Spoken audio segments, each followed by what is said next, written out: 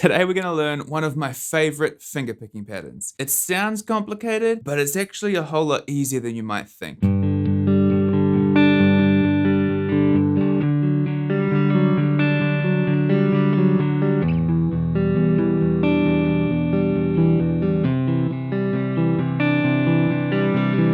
So let's talk about what our right hand is doing, what kind of chords we might want to use this over, and how we might like to apply it if we're singing along with a song or something like that.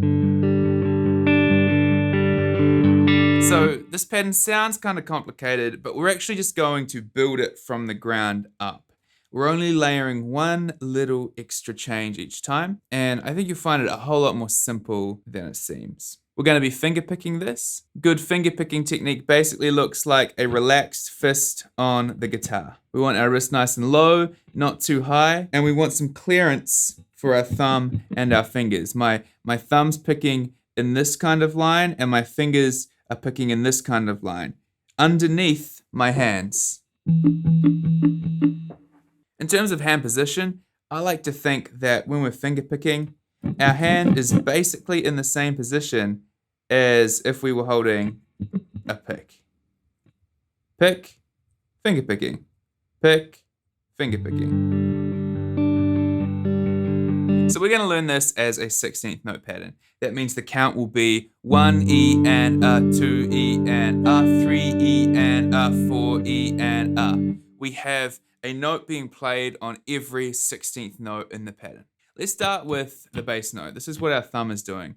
It's going to be playing every second note. 1 E and a, 2 E and a, 3 E and a, 4 E and a. Let's alternate that with our index finger. 1 E and a, 2 E and a, 3 E and a, 4 E and a. Then what we're going to do is alternate these two fingers together. So we're still doing this every single one, and we're alternating it with our index finger. But the first time we're going to alternate with our index finger, and the second time we're going to alternate with our second finger. So it'll be thumb, index, thumb, middle, thumb, index, thumb, middle. 1 E and a, 2 E and a, 3 E and a, 4 E and a. That's already starting to sound a lot more intricate. Now we're going to take the same principle. We've got our index and our middle finger alternating. Now we're going to alternate our middle finger and our third finger. So that will look like this. Thumb, index, thumb, middle, thumb, index, thumb, third. Thumb, index, thumb, middle, thumb, index, thumb, third.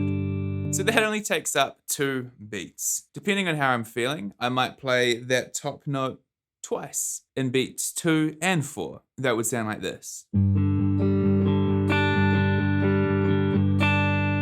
But I also think it can kind of sound cool to only use that top note in the second beat. And in beats 3 and 4, we're just gonna hit the middle finger twice like that. That would sound like this.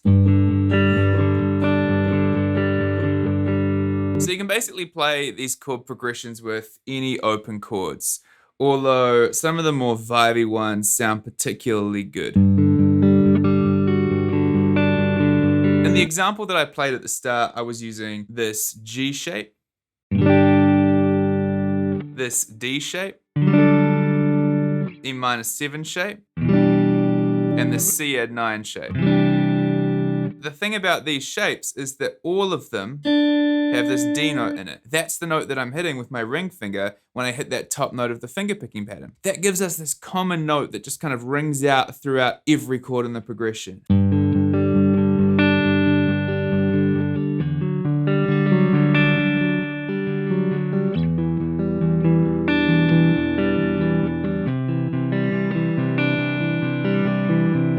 The open G string also rings out that way. This is kind of cool because it's giving us a melodic hook that's happening the same way in every chord. Have a listen one more time. You'll hear that D to the G as I move through the chords.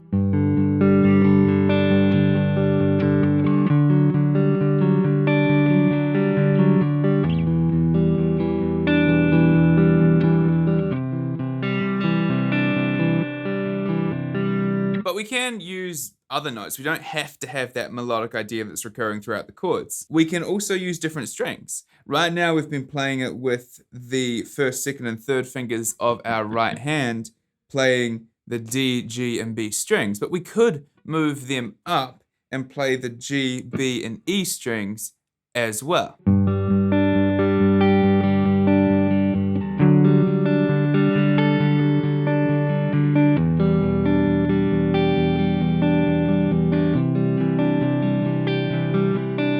We can also use some different chord shapes. We might like to use this G major 7, the C major 7,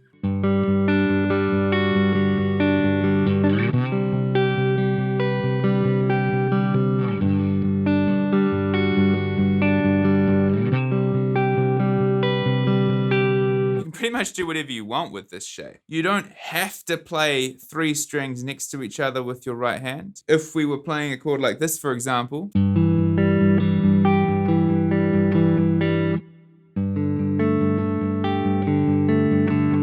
there's like a G6 and then a G add 9. In that instance, I was playing the low E string, then the D and G strings, and then the high E string with my third finger.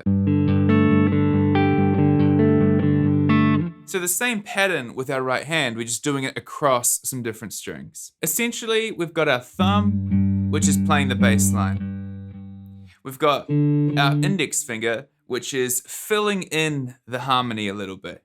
And then we have our second finger and our third finger, which are providing melodic accents throughout the pattern. Well, that's the video. If you enjoyed the lesson, give it a like, subscribe to the channel. We've got a lot more content coming, and let me know in the comments what you want to learn. Also, check out guitarnutrition.com, linked in the description, for all of the examples we covered in the video. I'll see you next time.